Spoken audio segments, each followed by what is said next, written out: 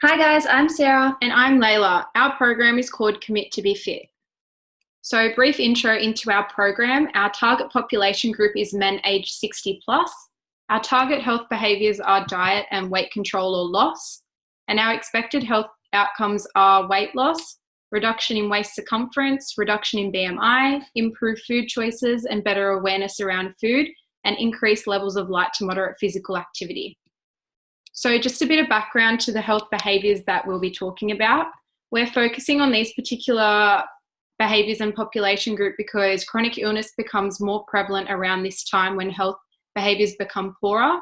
So chronic illnesses include type 2 diabetes, high blood pressure, cardiovascular disease, osteoarthritis, and early mortality.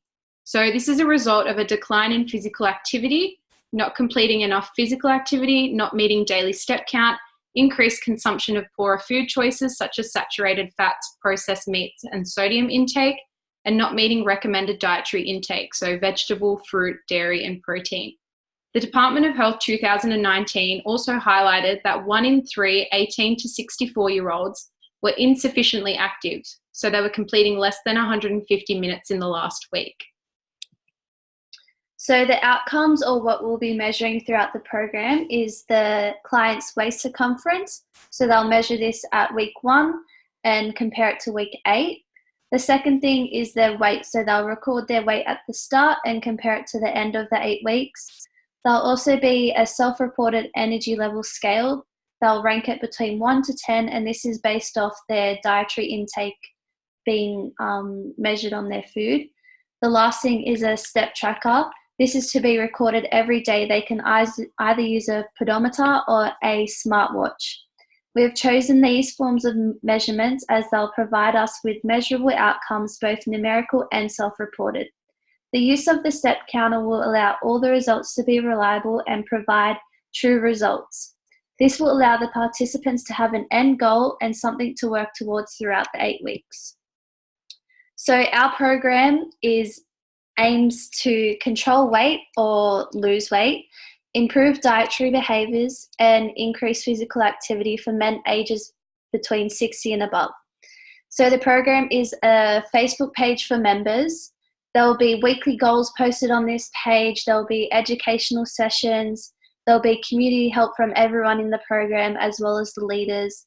It's easy to access. It's an open forum and open 24 hours for whenever they need the use of it. So our week 1 will just be an intro into the program, and all the members will be added onto the page. The educational session will be on how the 8 weeks will run. So we'll go step by step on each 8, like 1 to 8, on what they'll be doing. We'll discuss their goals, their outcomes, and what they are expected to do throughout the 8 weeks. So the first activity for this 8-week program is a pantry activity. The video will be posted onto the web page, and it's pretty much just going through your pantry and deciding what you find is healthy, not healthy, or in the middle, and it'll give you like an overview of pretty much what's meant to be good for you. So this is just the video of the video that will be posted onto the web page.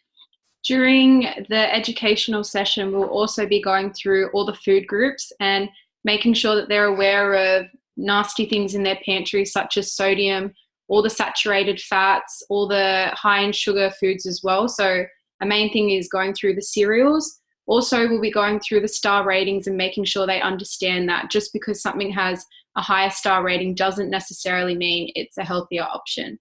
So for this activity, we had 3 buckets: poor, somewhat healthy, and healthy. This will also be completed at the end of our 8-week program, so that way they can see their improvement based on their pantry and really their knowledge around health and nutrition. So as you can see at the start, their pantry is pretty much all in the poor section, but what they thought was healthy. So the end goal is to mainly get more into the healthy bucket and know what's healthy and know what's unhealthy for them. So they'll improve throughout the 8 weeks of that. So for our week 2, the goal will be to really increase their steps and try to achieve 10,000 steps in each day. So we want them to try and increase their steps by 1,000 throughout every day of their 8-week program. And their weekly challenge for week 2 will be 2 30-minute vigorous walking sessions per week. So week 3 is an increase in fruit and vegetable intake. So for the vegetables, we want to see them having 5.5 serves of vegetables per day. And for the fruits, we want to see them having 2 serves of vegetables per day. This is the recommended daily intake according to the Australian Institute of Health and Welfare. So the weekly challenge for them in week 3 is to consume each colour of vegetables throughout the week. So it's important to have a variety of vegetables so they get all the nutrients that they need from all different vegetables, and making sure they're covering the whole range of vegetables, not just one type.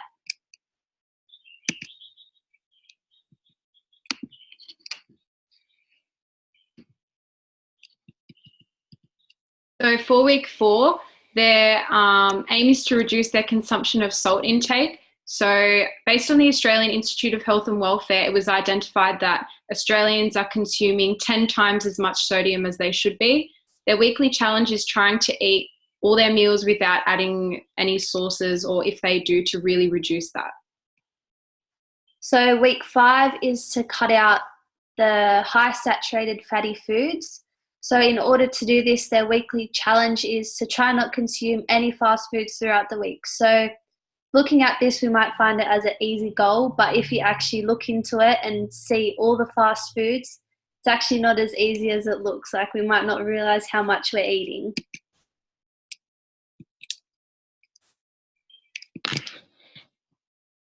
So for week 6, their goal is to reduce their sugary drinks, so limiting their juices, their soft drinks, and trying to drink more water. So their weekly challenge is trying to replace all soft drinks and juice with water, trying to consume at least 2 litres of water per day. So for week 7, they'll have a reevaluation of the pantry. So the weekly challenge is using all the knowledge they've gained over the 7 weeks that they've had. They're going to redo their pantry challenge and see how well they do it compared to when they did it in the first week. So we just have a quick video of pretty much an improvement from the first week. So as we saw in the first week, they thought the Nutrigrain was healthy, but now, knowing better, they actually know it's poor. And throughout the video, you'll see that they start to fill up the healthy bucket rather than the poor bucket. So they get better. And this really encourages them to, when they go shopping, be able to identify what type of foods that they should be putting in their shopping basket and consuming at home.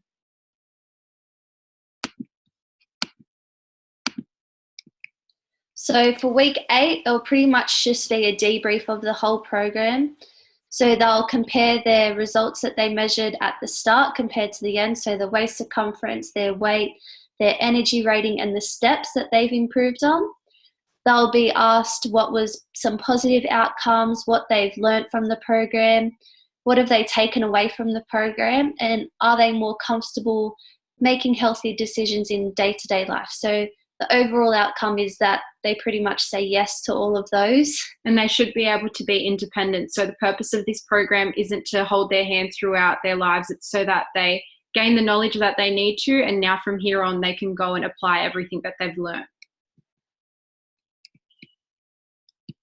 So the anticipated health benefits that we expect to see after the program. So we'd like to see a reduction in weight as a result of fat loss, improved mood and energy levels as a result of their dietary intake, increased rates of light and moderate physical activity, and a reduction in their waist circumference. So in conclusion, it is important that with the coming of age, individuals should look after and partake in healthy behaviours to reduce the likelihood of obtaining a chronic disease.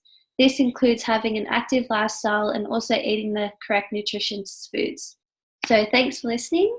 Thanks. And that's our program.